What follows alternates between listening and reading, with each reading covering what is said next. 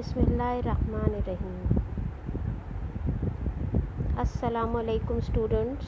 I hope you are doing well and are safe and sound at your homes, taking care of your loved ones by staying home and following the SOPs and keeping the distance.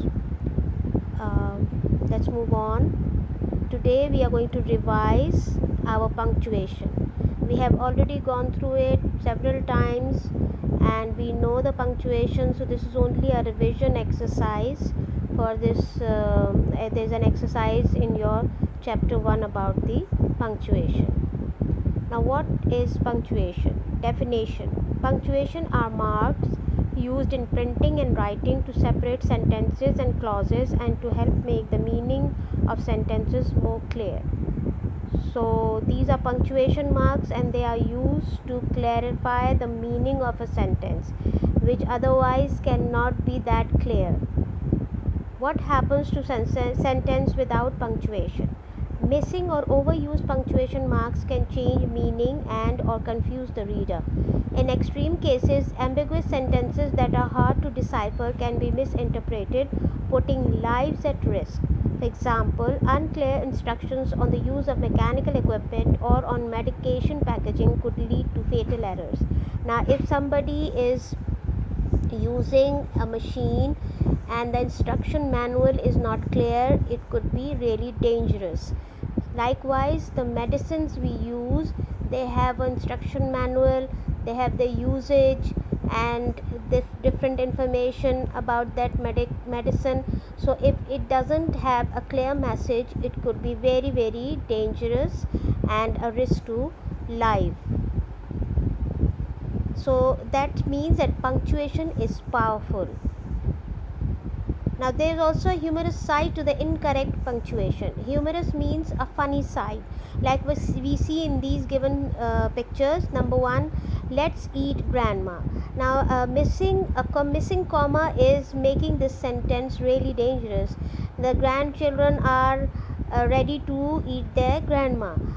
On the other hand, by a little comma, adding a little comma, let's eat comma grandma, that makes it totally different. Now the grandchildren are inviting their grandma to eat. Next, I like cooking my family and my pets. Now a missing comma here is making that person a psycho. The person in this sentence is saying that he likes to cook his family and pets, and a missing comma is changing the real meaning of this sentence. So if we put a comma after the word cooking, it would be I like cooking my family and my pets. That means the person is saying that he likes cooking and he likes his family and he likes his pets. So it really makes a difference. Next, we are going to learn to cut and paste kids. Now this sentence tells us, again a missing comma, this sentence tells us that the person saying this is going to cut the kids and paste them. In fact, a little comma after the word paste would make all the difference, that it's going to be understood as that kids, the person is addressing the kids and saying that we are going to learn to cut and paste. So he is not saying that the kids are going to be cut and paste. Okay, so commas do matters. Now let's revise our punctuation. Number 1, period or full stop. We use it at the end of a sentence. For example, he is a student. For abbreviations, that is, abbreviations are short forms of certain phrases: AM, PM, BC, AD, etc. Then we have question marks. Where do we use it? We use it after a question sentence. For example, are you happy? What's the time? So whenever you ask a question, whatever the phrase is, a question mark should be at the end of it so that it is clear that it's a question. Sometimes it is also a statement, a sarcastic statement. So a question mark is very important in the print and in writing. Now third is comma. We use it between the parts of a series. For example, I bought a pen, some pencils, an eraser and a sharpener. So here we have commas to make different pauses. Now comma shows a slight pause and it shows different aspects of a sentence. Next we have after direct address. For example, Samina, I will help you. Do it again, comma, Najia. Now comma here shows that there is a slight pause and the name shows that the person speaking is addressing himself to somebody particularly. So whenever we use a name before a sentence, before a direct statement or after the direct statement, we use a comma after of before the name, and we use it after introductory words. For example, yes, I was absent yesterday. Now introductory word in this sentence is yes. It can be no, sure, of course. There are many introductory words. So before giving a statement, whenever we give an introductory word, we put a comma after that. Then to separate the reporting speech from the direct speech. For example, she said, comma, he is angry with me. So to separate the reporting speech and the speaker, we put a comma there. Likewise, the next example, what do you want? There is a comma and then there is the statement they said. They said, the speaker and the statement has a comma in between. Now sign of exclamation. Sign of exclamation, we use it to express surprise, shock, a sharp outburst or a command, etc. So whenever we show our emotions in a printed form or writing, we use different words and of course exclamation mark. So this exclamation mark shows us that there are emotions. For example, here we can see oh, ah, wow, ugh, nonsense, watch out, run away, what a fine day, how heavy, etc. And they are all accompanied by the exclamation marks. Capital letters. Where do we use the capital letters?